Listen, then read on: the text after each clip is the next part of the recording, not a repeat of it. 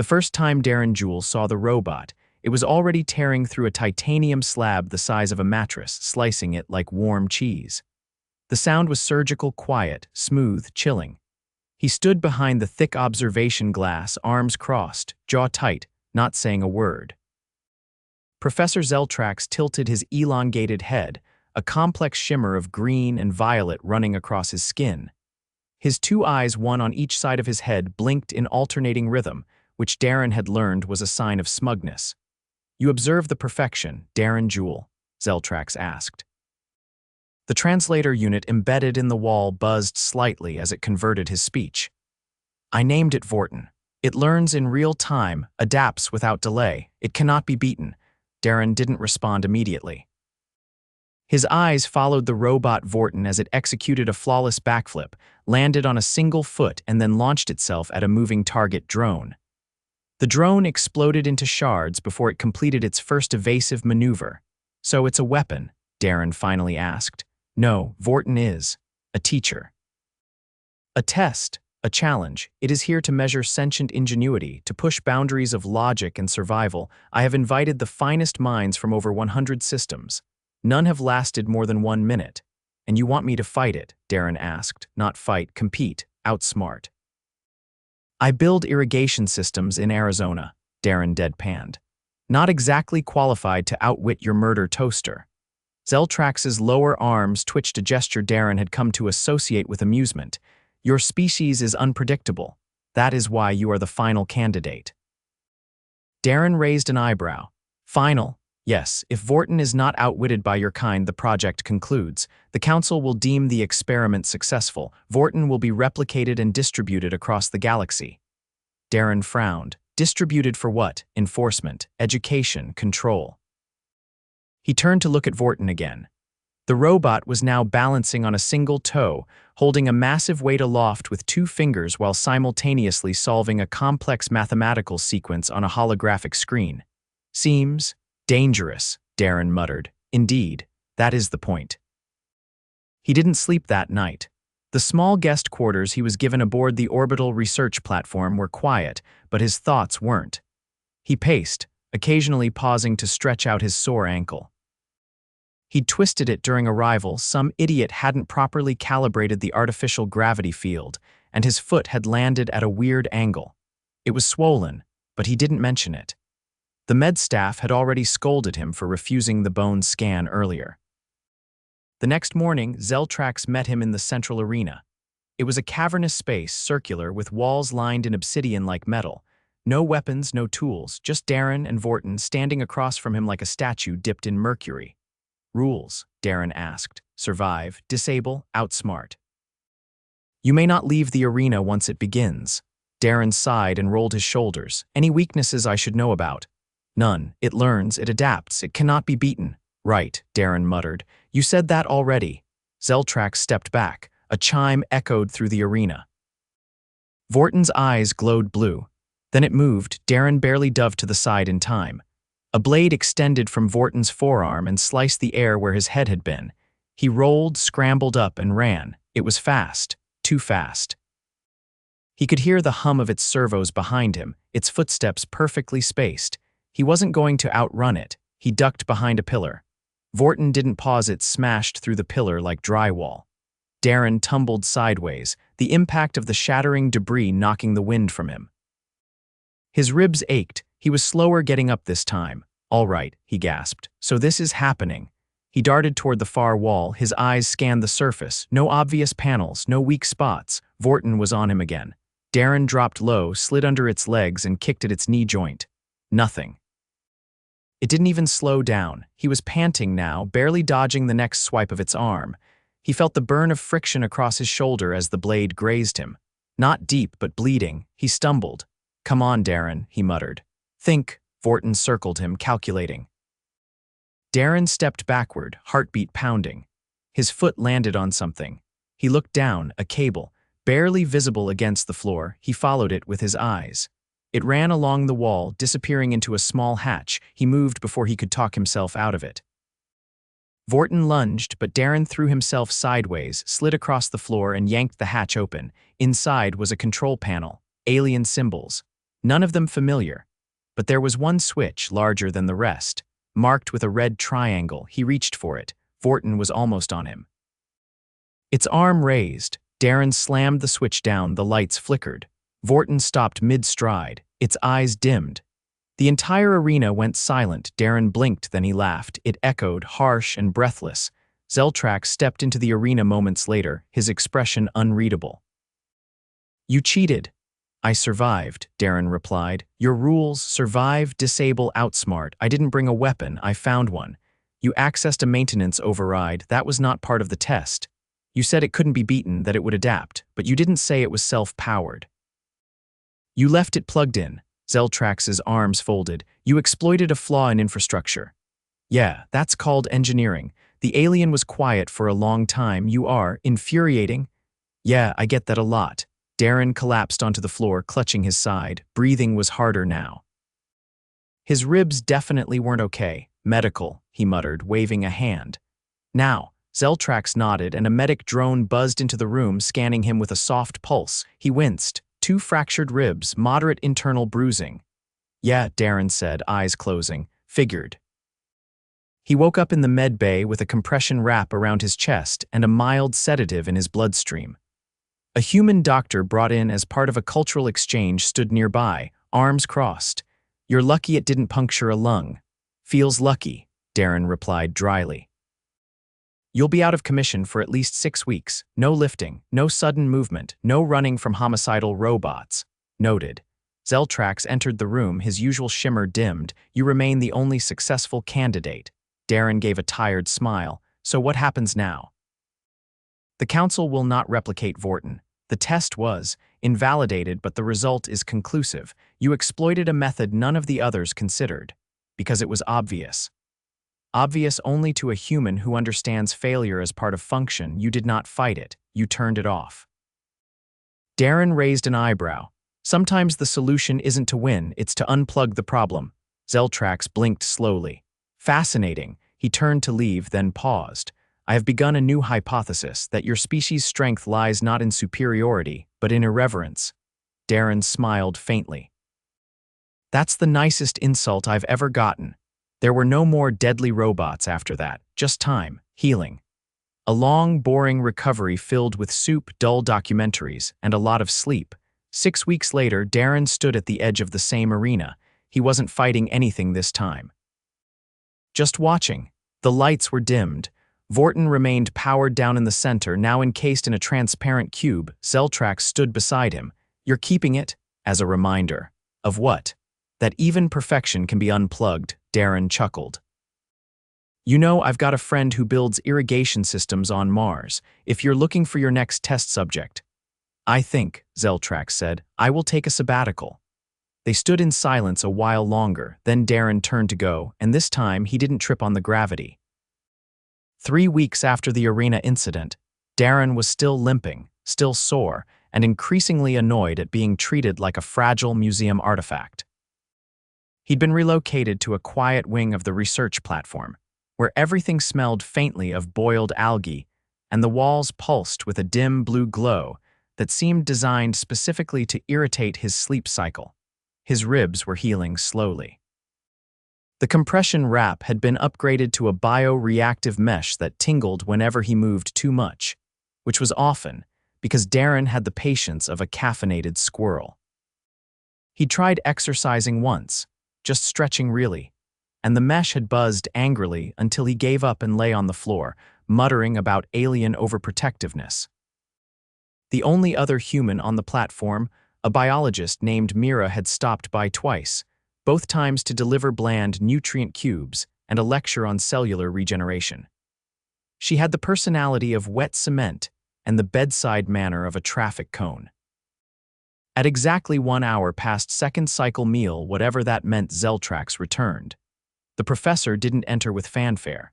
He simply phased through the doorway, his skin flickering in dull copper tones. Darren had started associating that color with unresolved internal debates, like when someone was trying to decide whether to apologize or double down.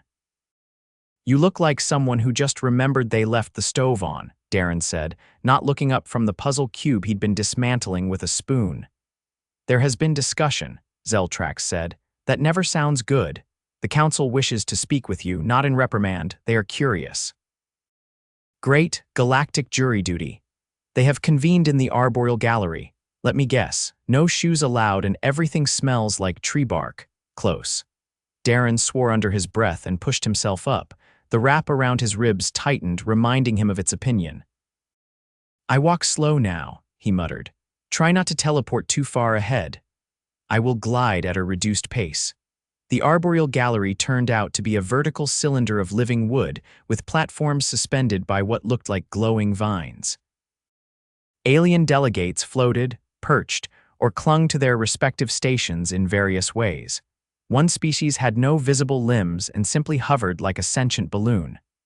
Another resembled a pile of sentient moss that pulsed when it spoke. Darren counted at least 16 different species, none of them remotely human. He was guided to a platform that adjusted its height the moment he stepped on.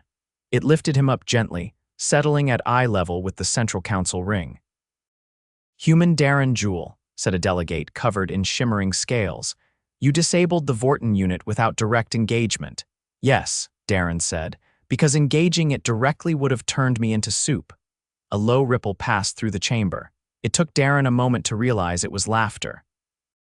Your method was unconventional, said another delegate, this one resembling a crystalline centipede.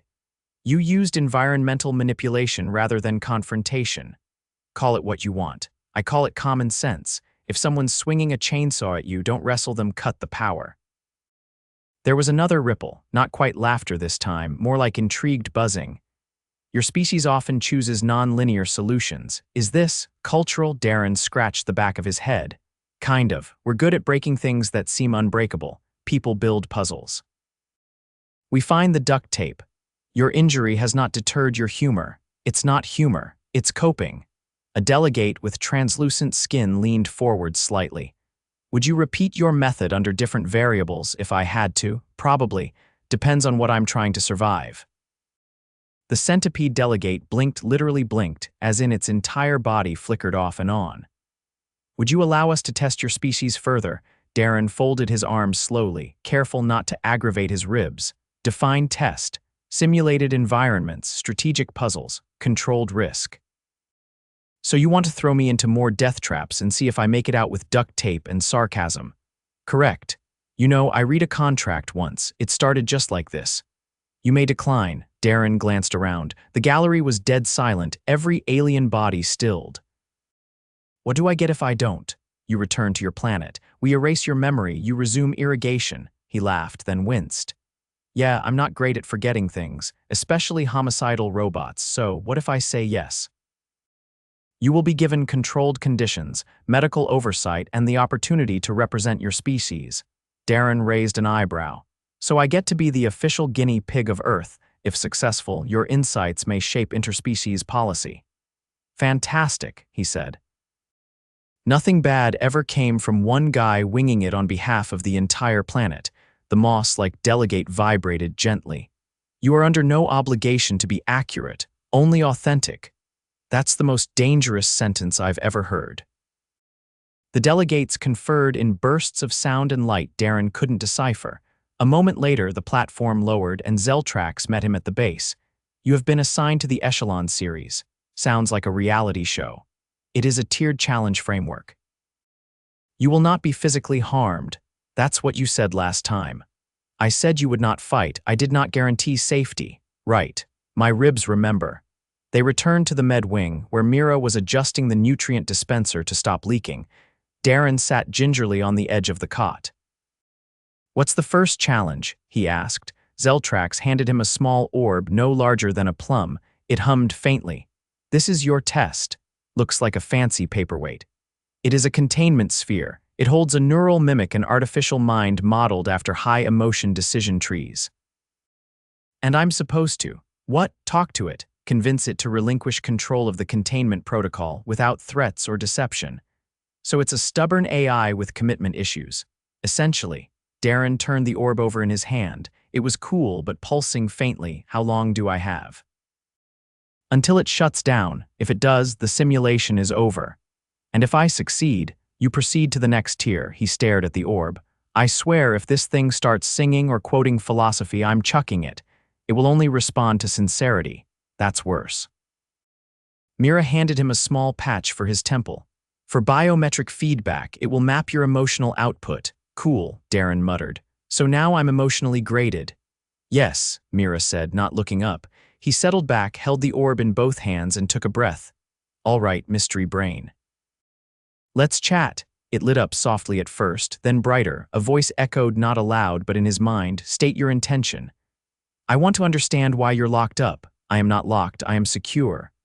Okay, semantics, but secure from what? Interference, manipulation, noise, that's fair. But you're not alone anymore. You are an anomaly, you engage without force. Yeah, well, I'm not a fan of force. It usually ends with me in a med rap. You are not afraid. I'm afraid all the time. I just keep going anyway. The orb pulsed. Darren's skin prickled. Why? Because quitting is worse. What do you want from me? Your trust. Trust is illogical, maybe, but it's the only way we get anywhere. Silence. The orb dimmed, then slowly it warmed. Containment protocol disengaged. He blinked. That's it. You understood me. That is enough. The orb went still. Darren looked up. Zeltrax was watching, his shimmer shifting to a deep rust color. You have passed the first tier. Great, Darren said, rubbing his temples.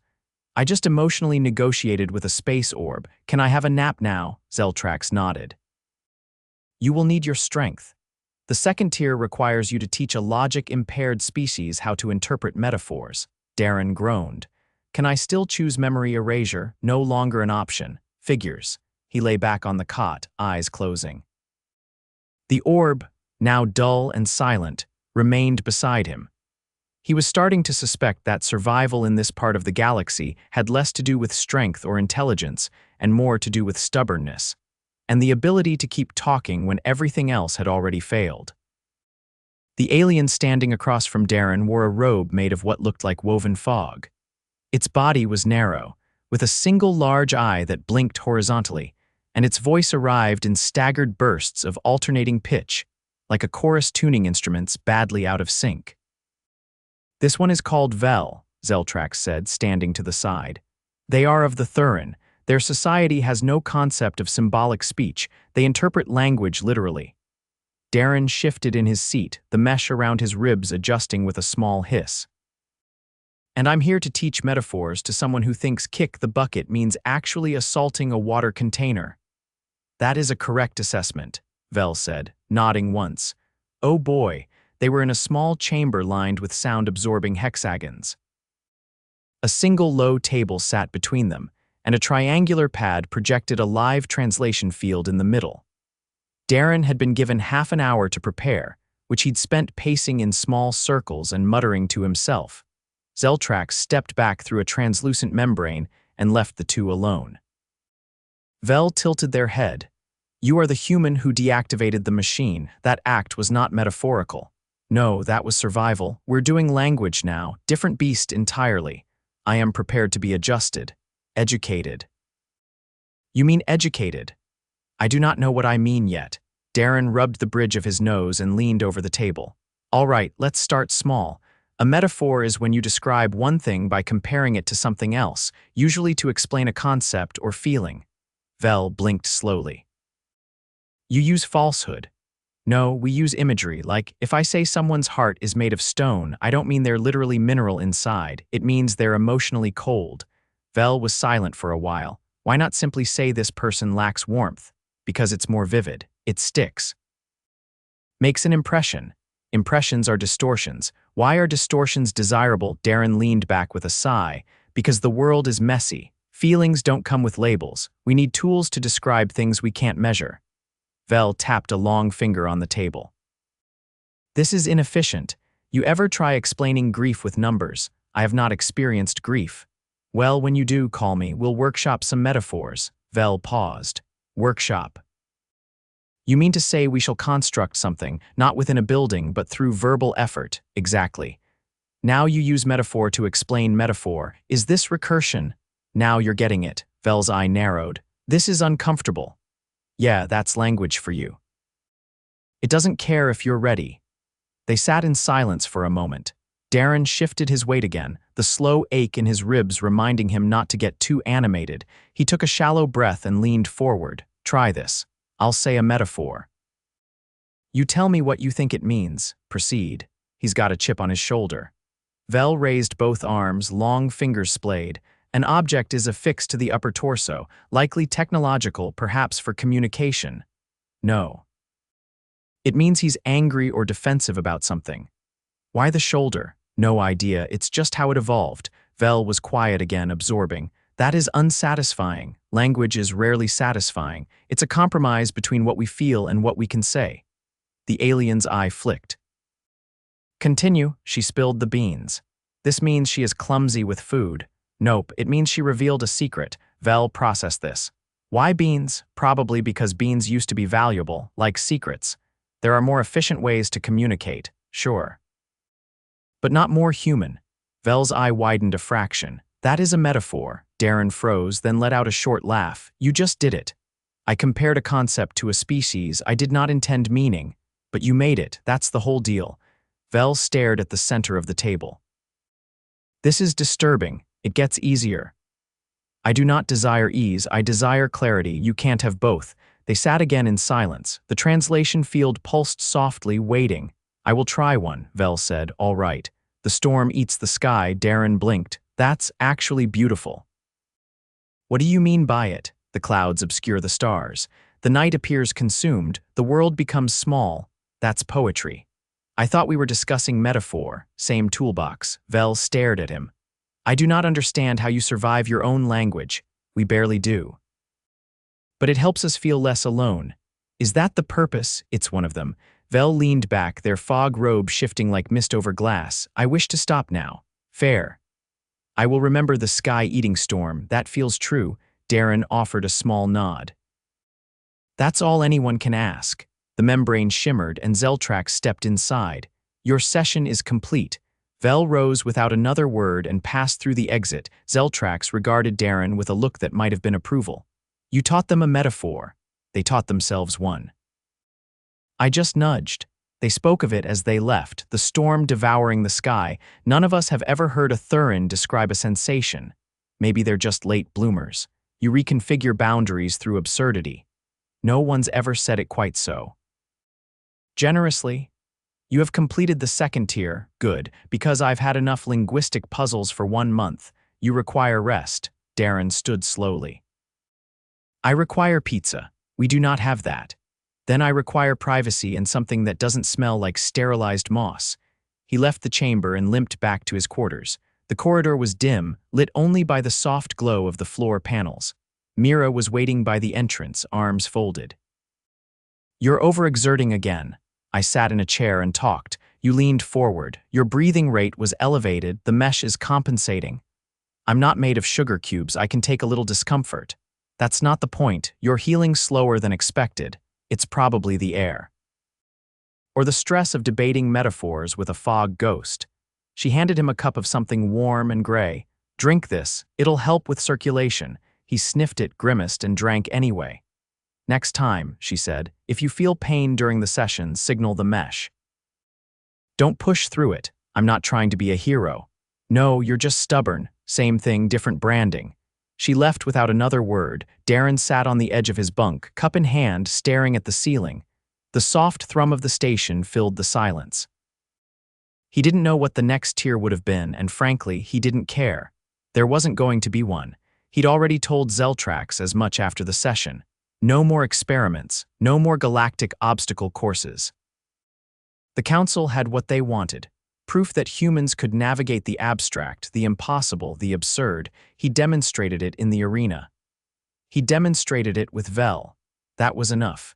He placed the empty cup on the floor, lay back, and let the mesh recalibrate around him. For the first time in weeks, he felt no urgency. No imminent challenge, no alien mind to decode, just quiet, and for once, that was enough.